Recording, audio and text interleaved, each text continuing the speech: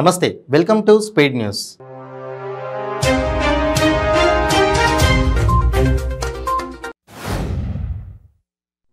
LB నగర్లోని 10వ తరగతి పరీక్షా కేంద్రాలను Rachakonda commissioner DS Chauhan, LB Nagar DCP Sai, ACP Sridhar Reddy పరిశీలించారు. ఎంతటి అధికారి అయినా కూడా మొబైల్ ఫోన్లు పరీక్షా కేంద్రాల్లోకి అనుమతి లేదని అన్నారు. సిపి లోపలికి వెళ్లేటప్పుడు తనిఖీలలో భాగంగా ఉమెన్ కానిస్టేబుల్ కల్పన మొబైల్ ఫోన్ను అడిగి మొబైల్ తీసుకుంది. పథకం ప్రకారమే పేపర్ల లీకేజీలు జరుగుతున్నాయని మంత్రి ఎర్రబెల్లి ఆరోపించారు. విద్యార్థులు, నిరుద్యోగులు వారి తల్లిదండ్రుల జీవితాలతో చెలగాటం ఆడుతున్నారని అన్నారు. నిజాయితీపరుడైతే బండి సంజయ్ పోలీసులకు ఫోన్ ఎందుకు ఇవ్వలేదని ప్రశ్నించారు. హనుమాన్ శోభాయాత్ర Sultan Bazar YMCA RTC cross road Musheerabad మీదుగా తాడ్బండ్ ఆలయానికి యాత్ర చేరుకుంది. రంజాన్ మాసం కావడంతో ఎలాంటి అవాంఛనీయ ఘటనలు చోటు చేసుకోకుండా పోలీసులు దారి పొడవునా పటిష్ట బందోబస్తు ఏర్పాటు చేశారు. సూర్యాపేట జిల్లా మునగాల మండలం కలకోవ గ్రామంలోని బొడ్రాయి బజార్లో బలగం సినిమా ప్రదర్శించారు. సినిమా చూస్తూ చిన్న పెద్ద తేడా లేకుండా అందరూ కన్నీరు పెట్టుకున్నారు. ఆదిలాబాద్ జిల్లా జైనత్ మండలం తర్నం వద్ద తాత్కాలిక వంతెనపై నుంచి కాలువలోకి అంబులెన్స్ బోల్తా పడింది. మహారాష్ట్రలోని చంద్రపూర్ నుంచి నాందేడ్కు డెడ్ బాడీతో వెళ్తుండగా ఈ ప్రమాదం చోటు చేసుకుంది. డెడ్ బాడీతో పాటు అందులో ప్రయాణిస్తున్న వారిని స్థానికులు సురక్షితంగా బయటకు తీశారు. బాచుపల్లిలోని ఇంజనీరింగ్ కాలేజీలో సాంప్రదాయ దినోత్సవం పేరుతో విద్యార్థులు భారీ కార్యక్రమం నిర్వహించారు. ప్రముఖ గాయకుడు ఆస్కార్ అవార్డు విజేత రాహుల్ సిప్లిగంజ్ ముఖ్య అతిథిగా హాజరయ్యాడు. తనదైన శైలిలో పాటలు పాడి స్టూడెంట్స్ను అలరించాడు.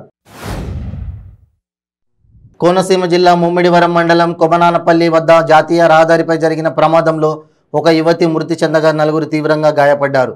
పశ్చిమ గోదావరి జిల్లా నర్సాపురం స్వర్ణానంద ఇంజనీరింగ్ కళాశాలకు చెందిన 5 విద్యార్థులు కారులో కాకినాడ బీచ్కు వెళ్లి తిరిగి వస్తుండగా ప్రయాణమయ్యారు. ఆసరా చెక్కులు పంపిణీ చేసేందుకు వచ్చిన ఎంపీ వంగ గీత, ఎమ్మెల్యే పర్వత పూర్ణచంద్ర ప్రసాద్కు నిరసన సెగ తగిలింది. కాకినాడ జిల్లా ఏలేశ్వరంలో ఓ వ్యక్తి ఎంపీ, ఎమ్మెల్యేల ఎదురుగానే సెల్ టవర్ ఎక్కి తనకు న్యాయం చేయండి అంటూ ఆందోళన తెలిపాడు.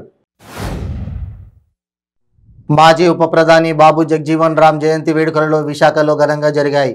బాబు జగజీవన్ రామ్ విగ్రహానికి జిల్లా కలెక్టర్ మల్లికార్జున, మేయర్ హరివెంకట కుమారి పూలమాలతో నివాళి అర్పించారు.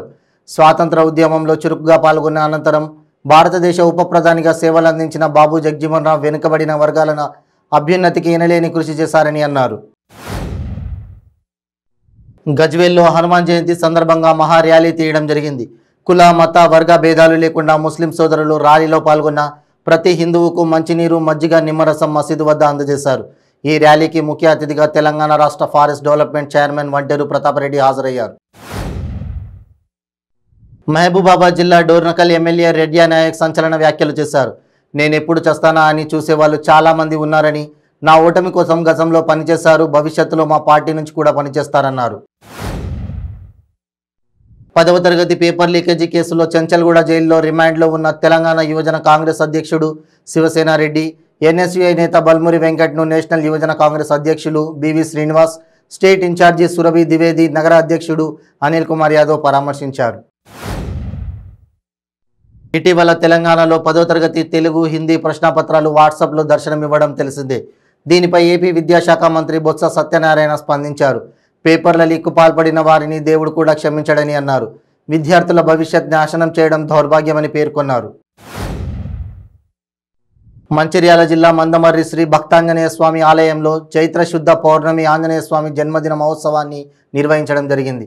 ఇందులో భాగంగా ఉదయం నుండి స్వామివారికి పంచామృతాలతో అభిషేకం మరియు నాగవల్లి తమలపాకుల చేత పూజ మరియు తీర్థ ప్రసాదాలు భక్త మహాశయులకు వితరణ చేశారు. రాష్ట్ర ప్రభుత్వానికి విద్యార్థులపై చిత్తశుద్ధి లేదని అన్నమయ్య జిల్లా మదనపల్లె మాజీ ఎమ్మెల్యే టీడీపీ నాయకులు షాజహాన్ బాషా విమర్శించారు. మదనపల్లె పట్టణంలోని టీడీపీ కార్యాలయంలో ఆయన విలేకరుల సమావేశాన్ని నిర్వహించారు.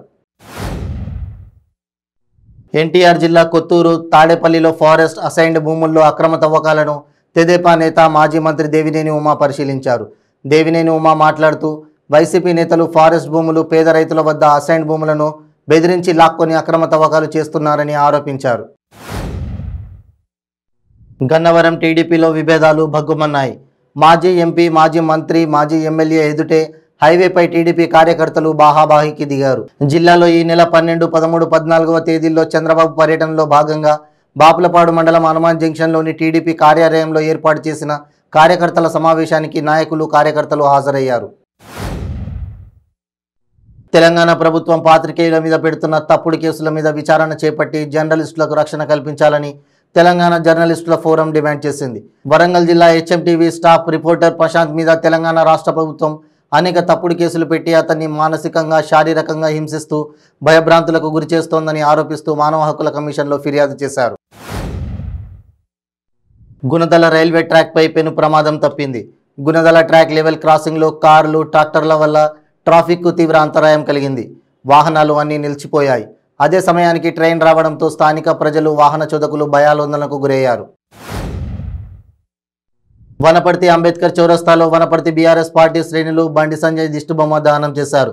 కేవలం ప్రభుత్వాన్ని బద్నాం చేసి రాజకీయ లబ్ధి పొందాలన్న ఉద్దేశంతో బీజేపీ తెలంగాణ మీద చేసిన కుట్రలను ప్రజలు గమనించాలని, కుట్రదారులను కఠినంగా శిక్షించాలని, బండి సంజయ్ని బీజేపీ బహిష్కరించాలని డిమాండ్ చేశారు.